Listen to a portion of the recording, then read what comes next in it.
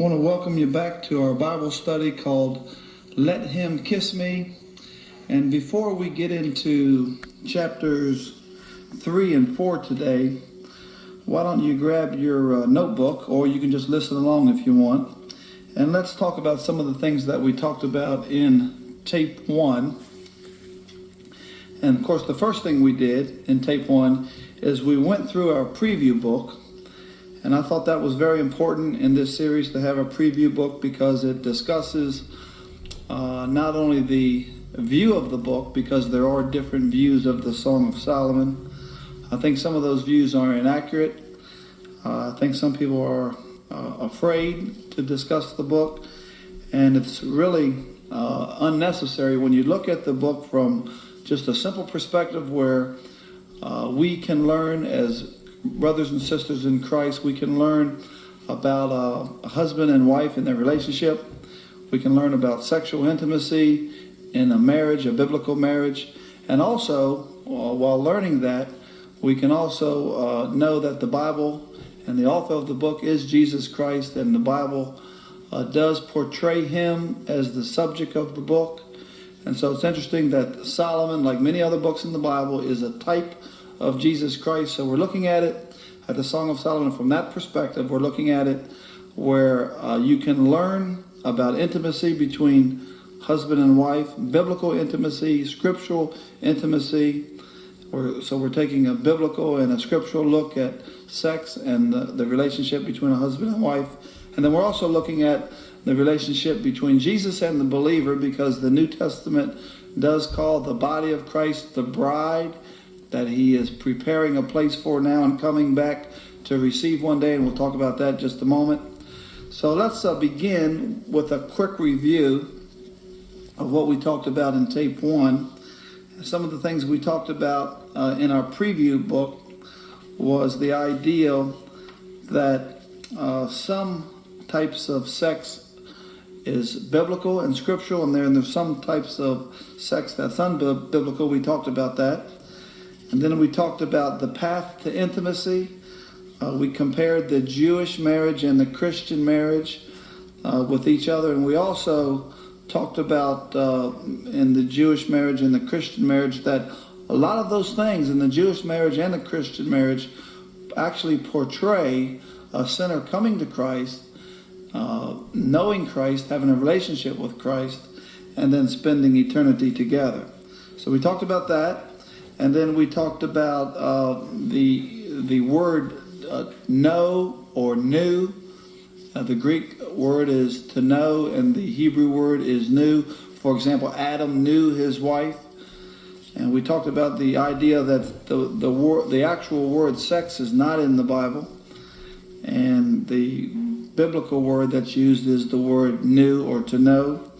And by the way, the idea of sex and love and intimacy is one thing that we said was not discussed very much in church or in a Sunday school class setting. And I think that's a mistake. I think if there's any place where sex and intimacy should be taught, it should be taught in a church setting or in a Sunday school setting, because Jesus Christ is the creator of sex and intimacy and husbands and wives and the institution of marriage. So where else would it be taught? In fact, I think that's where we've made our mistake. Everybody else talks about it, and we're afraid to talk about it as Christians. And so a lot of the message that's out there about sex and intimacy and the institution of marriage is in fact incorrect and inaccurate and leads to heartache. Let's review some of the things we talked about in chapter 1 and chapter 2. Let me grab my notes here. Some of the things we talked about the history of Solomon, that he was the third king of Israel. We talked about that he wrote 3,000 proverbs, and his songs were 1,005. We talked about him being not only a type of Christ, but that under his administration, that Solomon's rule for 40 years in Israel pictured Christ's reign in the millennium to come. And then in the first part of chapter 1, we talked about where they actually were, the Shulamite and Solomon met. They met in a vineyard. we talked about the Shulamite's condition. And let's take a look at that in verse 5 for just a quick review. Let me read 5 and 6 to you again. The Shulamite says, I am black but comely, O ye daughters of Jerusalem, as the tents of Kedar, as the curtains of Solomon. Look not upon me because I am black, because the sun hath looked upon me. My mother's children were angry with me. They made me the keeper of the vineyards, but mine own vineyard have I not kept. So the ideal here in verse 5 and 6 is that because the Shulamite was outside working in the garden, or working in the vineyard, verse 6 says, the sun hath looked upon me. And remember we said in tape 1 that because she was dark-skinned, because of the sun, in other words, she was suntanned, that she was ashamed of her condition, because in that day and in that time and in that part of the country, if a person was fair-skinned, that told someone that they were of a higher social status, and they were fair-skinned because they were inside all the time. Somebody that was outside was doing menial work, and they were looked upon with less regard. And so she was ashamed of her condition because she was sunburned or suntanned, and that was a lower social status, so she was ashamed of herself. Now it's interesting, today it's actually just the opposite. Here in the United States, in America, if someone is suntanned, they're well respected. And so it's interesting how things have flip-flopped. In fact, people spend millions and millions of dollars to go to tanning salons, and they even have dye now where you can dye your skin to look tan. But back in that day, in that time of when the Song of Solomon was written in that part of the country, it was more, it was a higher grade of social status if a person was fair-skinned. Now the interesting thing about that, because she was ashamed of her condition, she acknowledged that, and she didn't want Solomon to look at her. But if you read, and we looked at this the last tape, that Solomon looked at her and said that she was beautiful. And the interesting thing about that, before Solomon would recognize her as beautiful, or before Christ would recognize the sinner as beautiful and accepted, first there had to be a confession that the sinner was ashamed of their condition. So I thought that was interesting. Then another thing we looked at when you got to verse or chapter 2, the Shulamite said, I am the rose of Sharon and the lily of the valley. So it's interesting that after Solomon praised her and accepted her, she no longer viewed herself as under a condition of shamefulness. So Solomon had accepted her, and now she says, I'm the rose of Sharon and the lily of the valley. And then Solomon says in chapter 2, verse 2, as the lily among thorns, so is my love among the daughters. So he says that the Shulamite stands out just as a lily would stand out among the thorns. Another thing that I wanted to mention before we move on to chapter 3 was this ideal about kissing. And of course the name of the tape series is Let Him Kiss Me. If you go back to chapter 1-2 a minute, let me read that again before we move on. It says, let him kiss me with the kisses of his mouth, for thy love is better than wine. And last tape we said that when a couple would kiss each other, that there was peace between them, and that's what the kiss symbolized. Of course, we talked about Judas coming to Christ and betraying Christ, and Christ asked him, why are you coming to me by kissing me? Because kissing meant that the person would come in peace. Of course, Judas had a whole band of soldiers and was not coming in peace, but was in fact coming to betray Christ. Now let me tell you how it is in my house, and I'll tell you how it is in my house, and you can tell me later if you talk to me or if you write to me how it is in your house. But I know that in my house, and by the way, before I say this, let me tell you that I love my wife and my wife loves me very much. But when we have a disagreement, one of the things that stops in the house is kissing. And the reason that the kissing stops is because the wife and the husband, and especially in this case in my house, the kissing stops because we're technically at war. Now once the small issue or the small problem is resolved, what happens? Well, peace comes in, and then what happens? You kiss and make up. Now, I don't know if you ever thought about that before, but when you're at war, there is no kissing.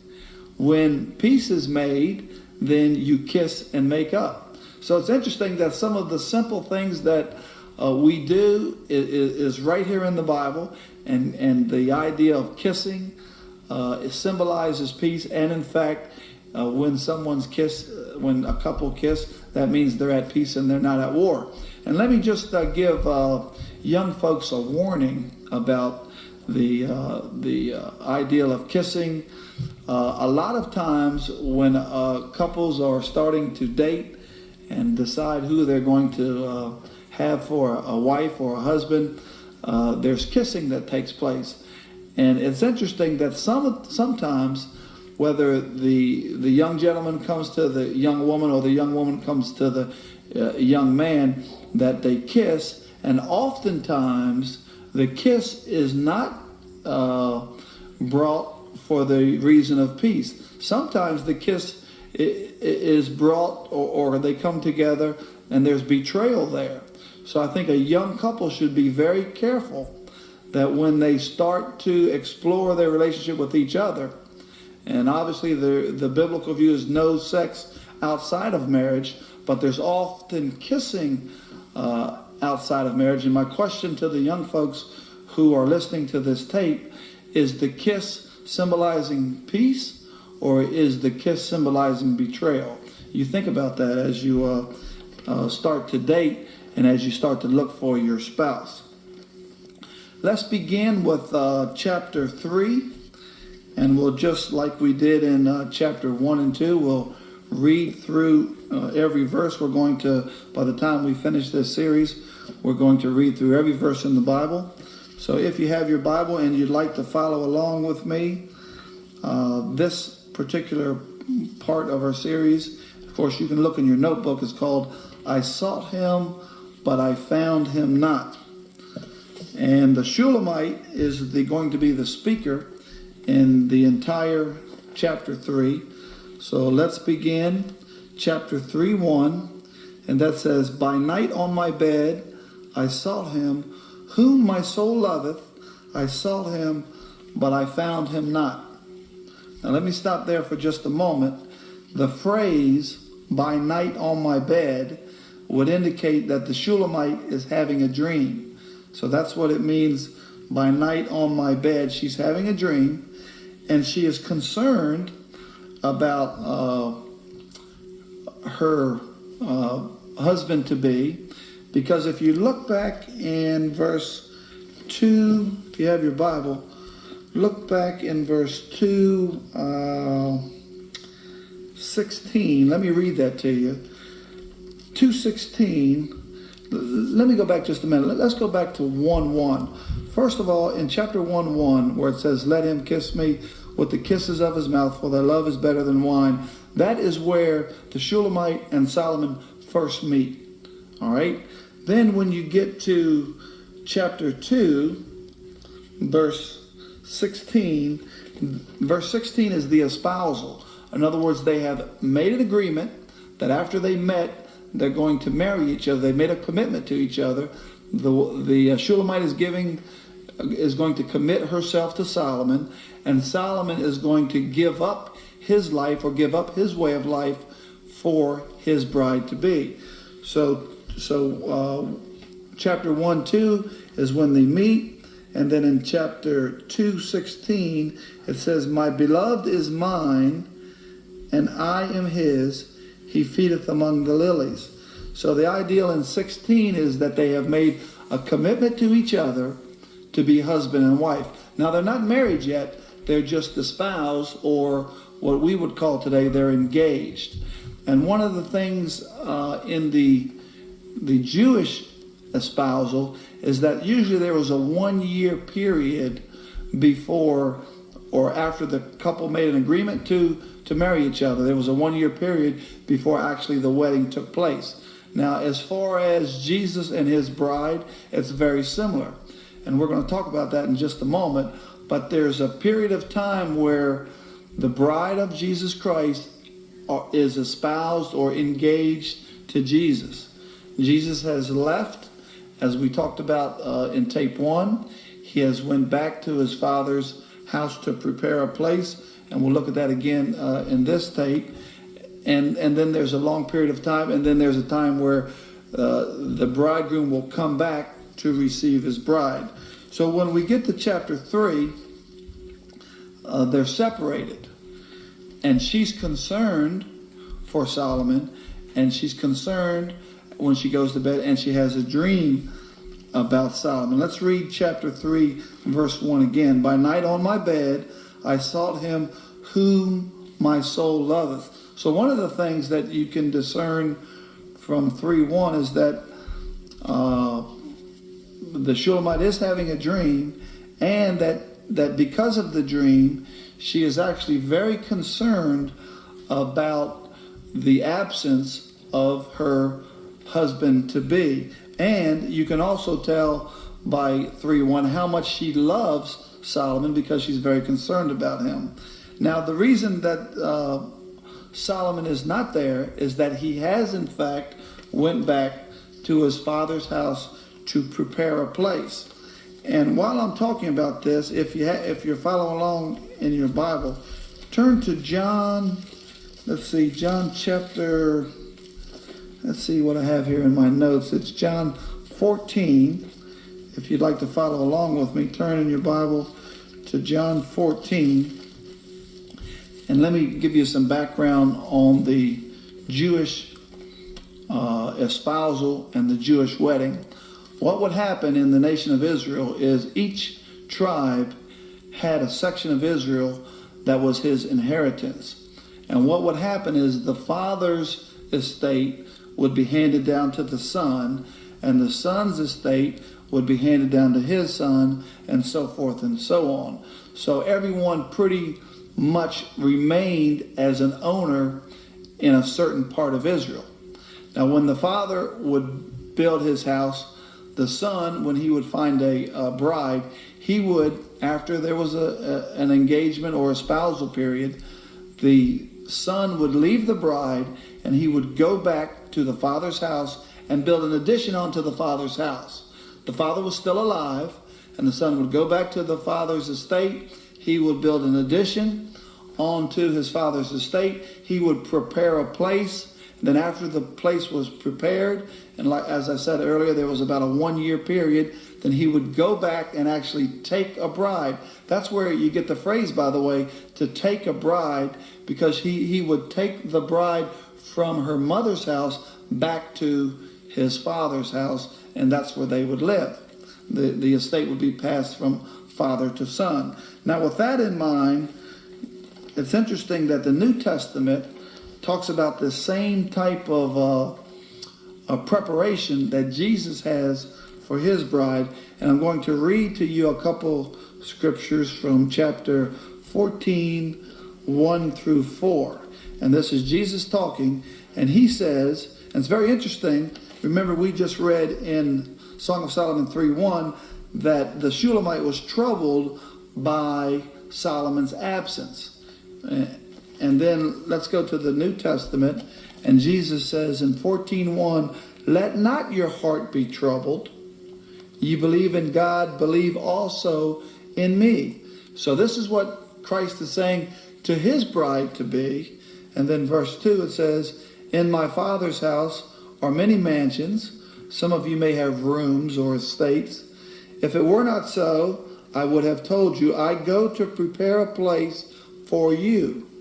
Verse 3, and if I go and prepare a place for you, I will come again and receive you unto myself, that where I am, there ye may be also, and whither I go, ye know, and the way ye know.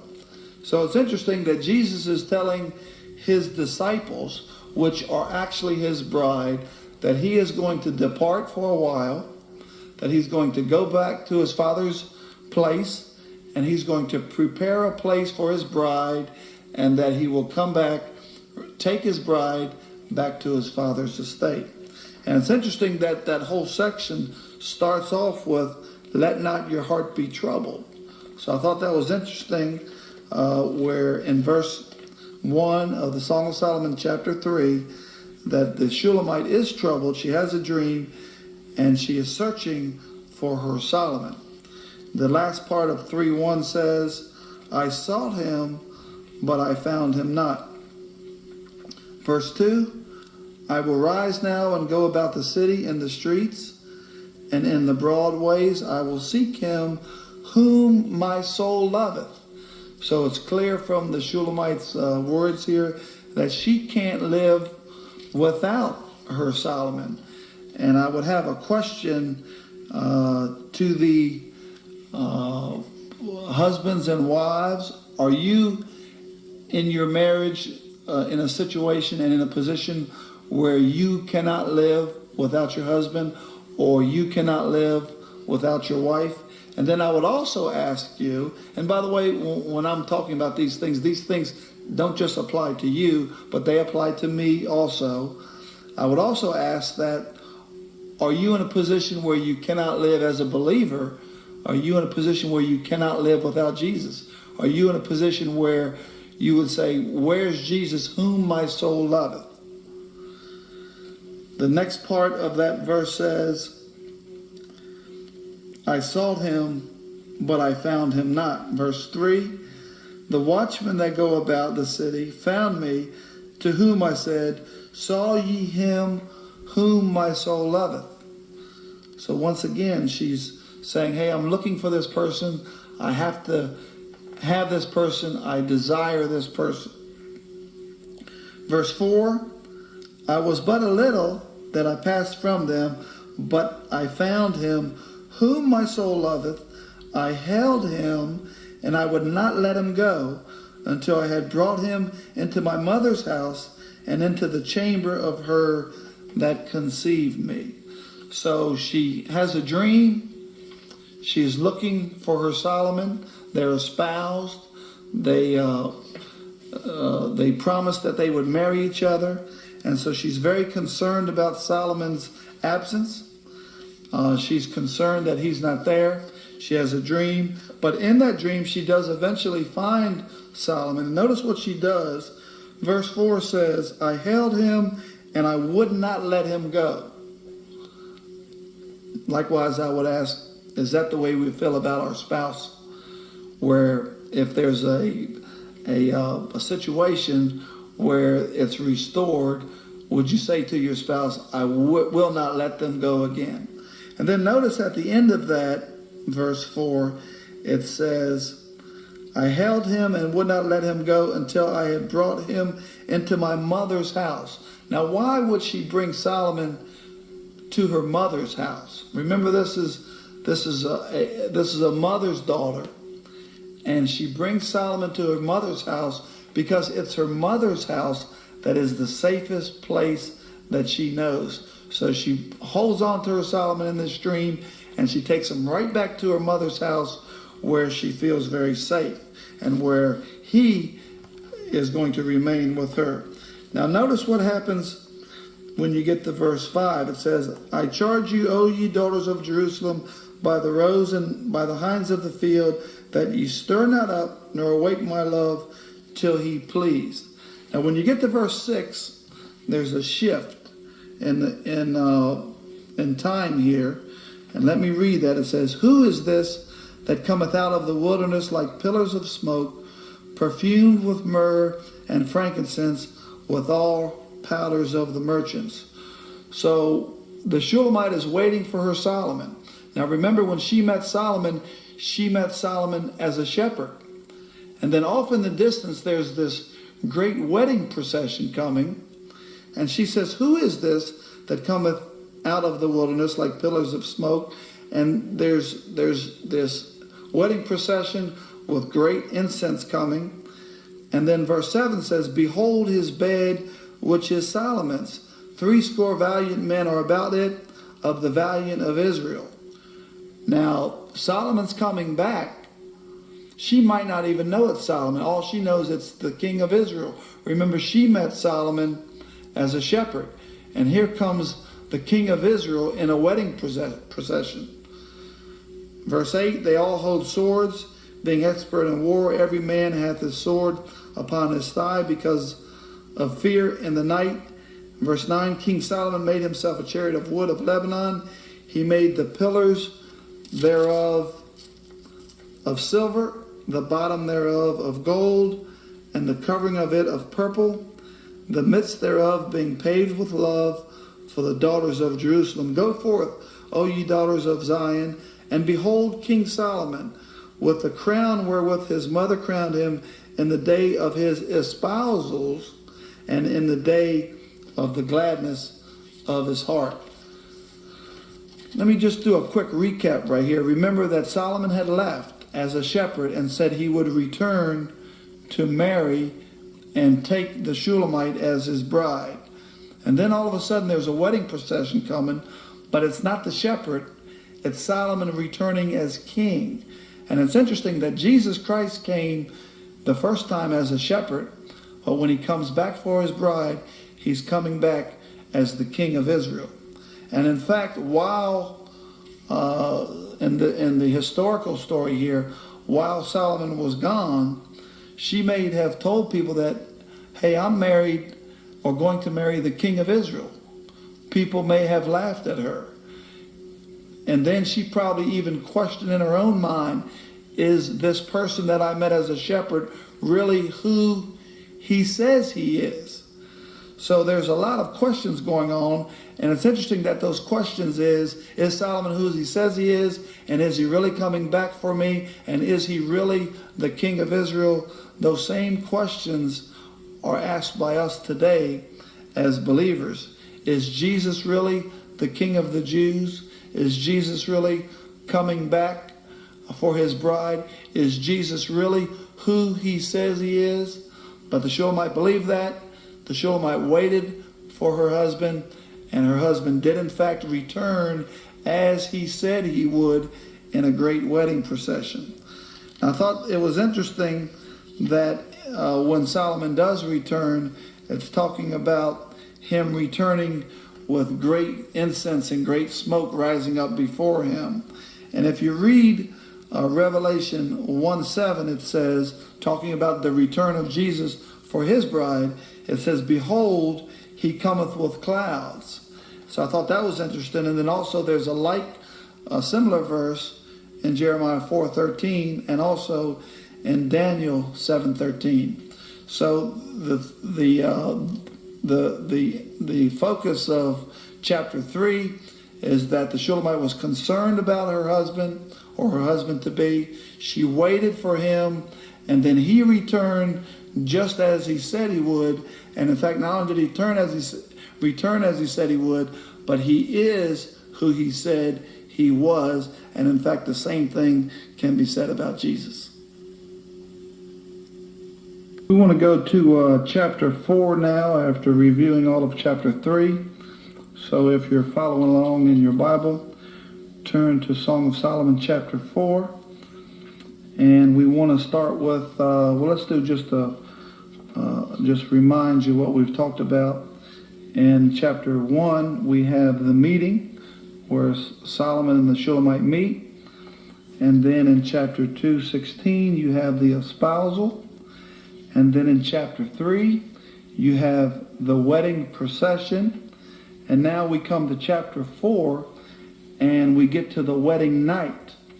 And in the Jewish wedding, it would be the wedding night where the couple would consummate their marriage. And then, of course, the Christian wedding, it would be called the honeymoon. So let's start with Song of Solomon, chapter 4, verse 1. And just like we've done in the previous chapters, we're going to go through every verse and try to pick out a few things. And a lot of the things that I'm going through, there may be things when you go through this on your own that you can apply to your life if you're married. You can look at these things if you're a young couple and planning to get married, or you can look at these things if you're a newlywed. And it's interesting that if you have the right biblical perspective of your relationship with your husband or with your wife, then that will also lead you to a right relationship with Jesus Christ. And then, if you have a right relationship with Jesus Christ, he will then turn around and teach you how to even improve your relationship in your marriage.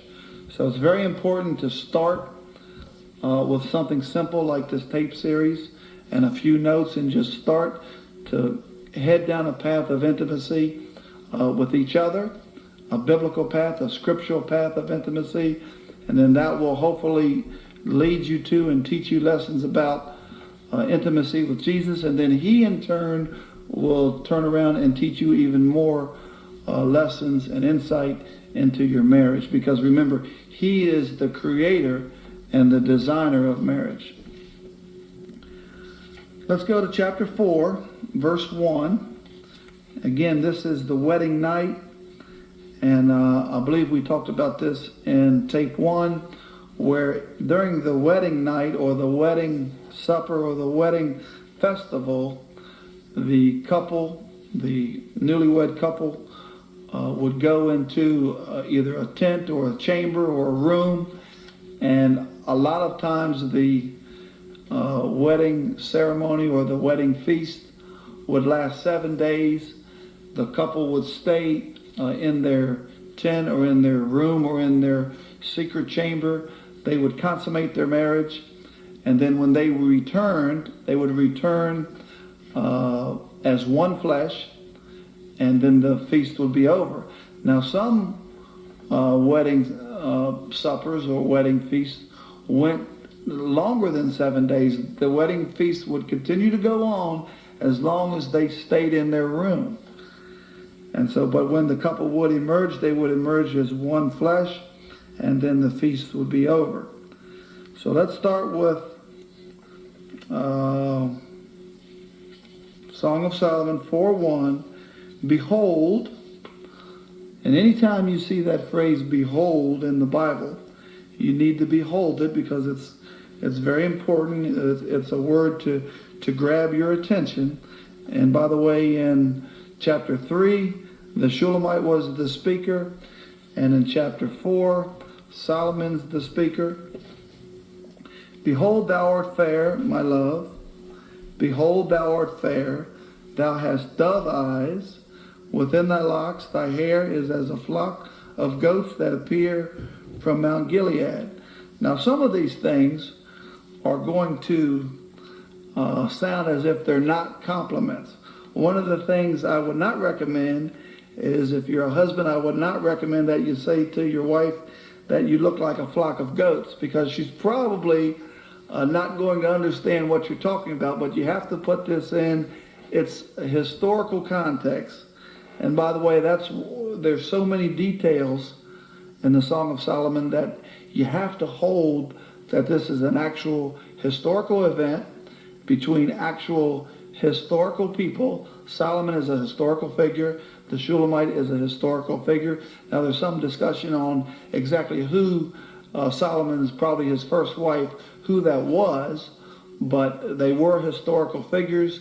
Israel is a historical place, and the view that some people hold that the Song of Solomon is an allegory just doesn't make sense.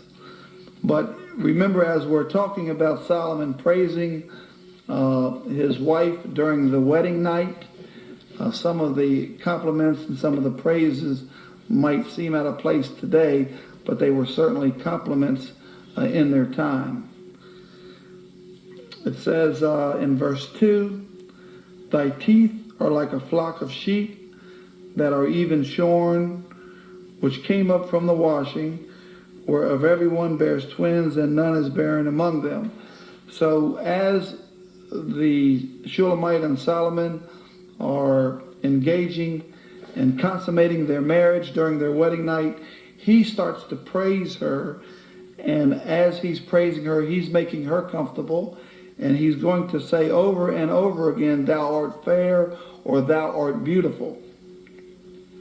And he starts to look at his wife, and he starts to praise every part of his wife. In verse 3, he says, thy lips are like a thread of scarlet, and thy speech is comely. Thy temples are like a piece of pomegranate within thy locks. Now, I want to tell you a little bit about this, the phrase, within thy locks. The word locks is 6777, and it means to fasten on or a veil. So Solomon could see his wife's beauty even though she wore a veil. He could see behind the veil. And what's interesting about that is that, and the reason I'm stopping here for just a moment and pointing that out, that during their wedding night, the bride would wear a veil. It's interesting that even though she's wearing a veil, Solomon can see how beautiful his wife is. And what that reminds me of is Jesus is marrying a bride, and we have a veil on right now, and I believe that our beauty and some of the things we do before we were saved and some of the things that we're involved in after we saved are not so beautiful. But Jesus looks through that, just as Solomon is looking through the veil, and he can see our beauty, even though sometimes we perhaps don't look as beautiful as we should. So I thought that was interesting. Let's read on. Thy neck is like a tower of David, builded for an armory wherein they hang 1,000 bucklers, all shields of mighty men. And what Solomon is doing, he's just comparing things that are beautiful to him and are precious to him and are handsome to him. And then he's taking those things that he's seen and he's comparing his wife to them. Now he would also know that, or the Shulamite would know what these things were, and she would recognize all these things as compliments. Verse 5, thy two breasts are like two young roes that are twins which feed among the lilies. Now why does Solomon say thy two breasts are like two young roes? How would that be a compliment?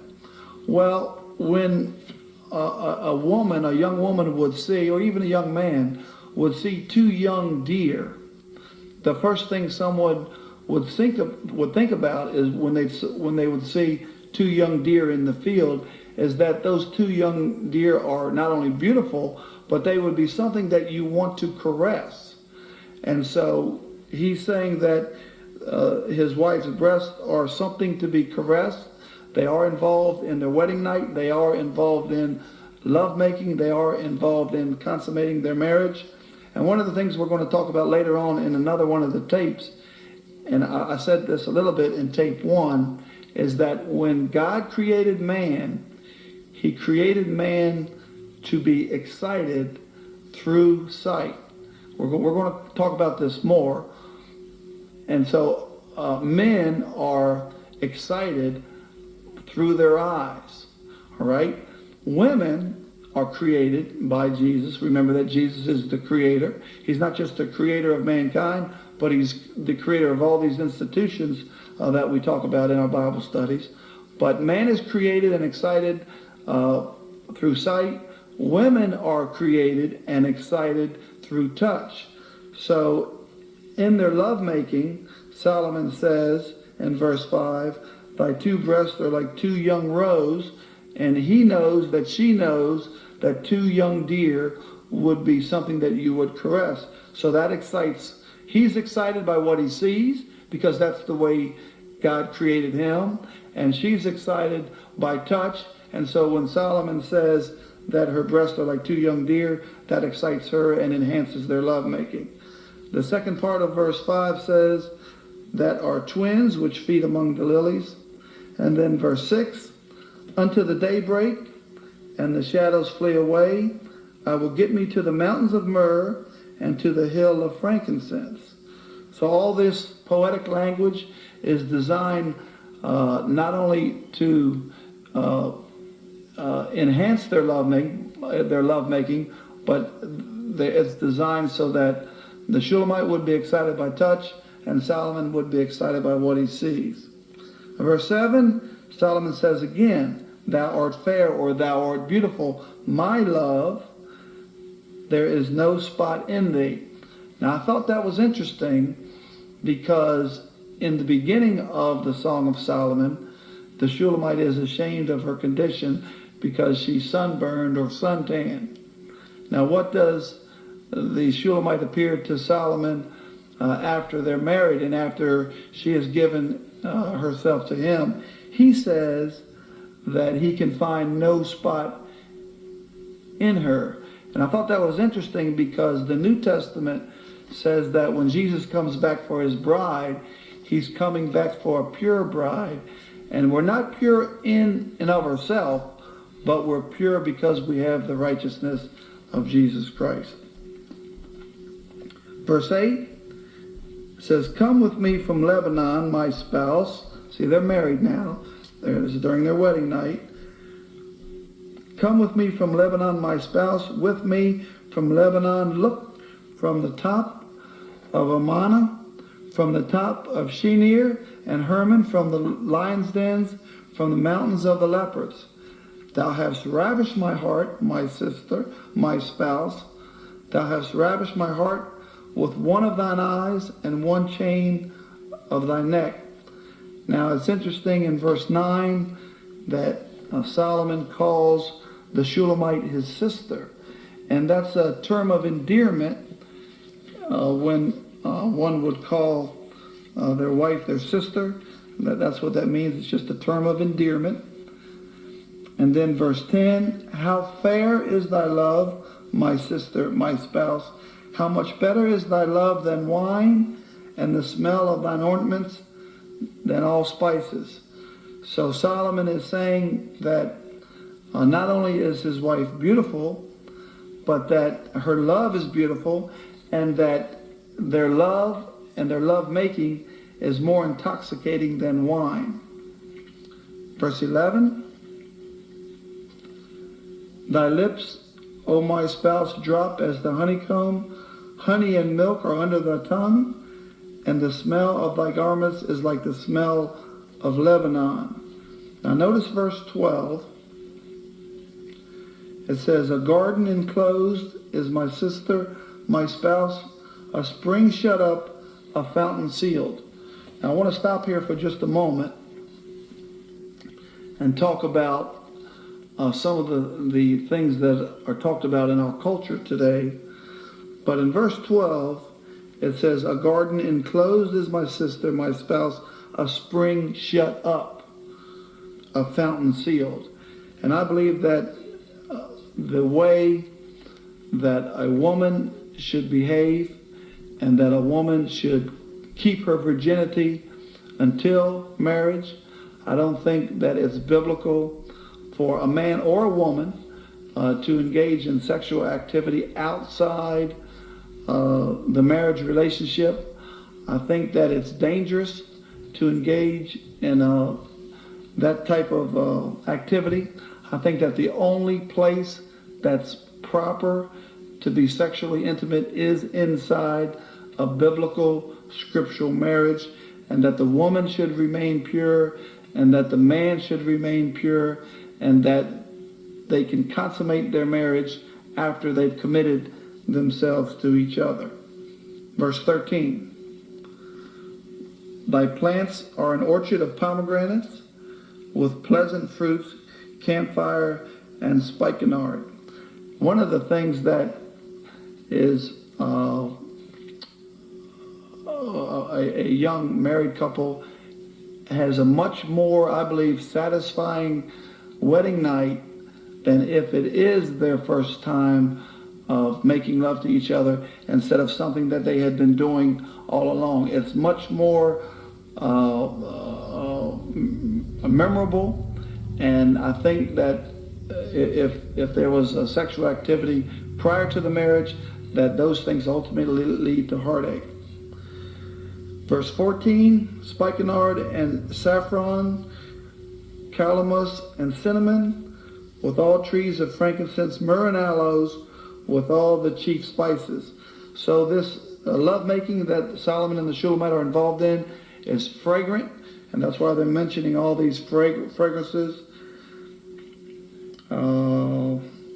Verse 15, "A fountain of gardens, a well of living waters, and streams from Lebanon." Now notice what it says in 16. And we'll close with just a few points after this. It says, "Awake, O north wind, and come thou south, blow upon my garden, that the spices thereof may flow out. Let my beloved come into his garden and eat his pleasant fruits." Now let's talk about this for just a moment. Notice that the Shulamite is giving herself to her husband. And the husband has already committed to not live the life that he was living. He's actually giving up his life, and he's committing himself to her. She's committing herself to him, and he's committing himself to her. And that's, let me just get off the subject here just a moment, but that's exactly what Jesus did. Jesus gave up his life so that he could have a relationship with his bride, if the bride would commit herself to him. Now notice what it says at the end of 16. It says, "Let my beloved come unto his garden." The Jewish, in the Jewish wedding and the Jewish marriage, the bride actually belonged to the husband. And I don't think that's by accident that Christ actually paid a price for his bride. And of course the price, the dowry that Jesus paid for his bride was by shedding his blood.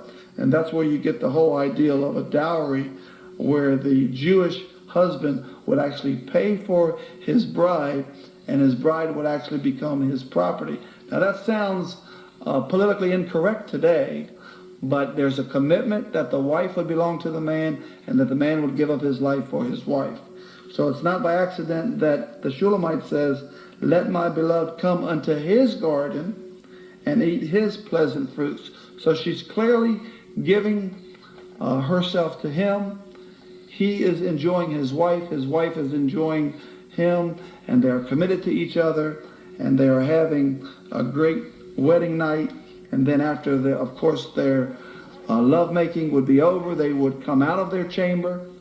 They would introduce themselves once again to the wedding party and the people at the wedding festival, and they would introduce themselves as legally husband and wife, and they would say that they have consummated their marriage and they are now one flesh.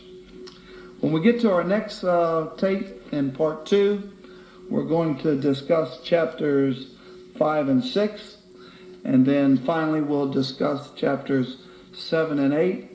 I hope this has been insightful to you. I hope this has been helpful to you. There are other resources that we've listed in the back of your notebook.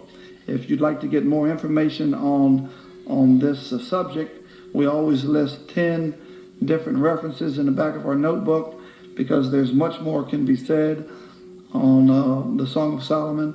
And so we list 10 references in the back of our notebook.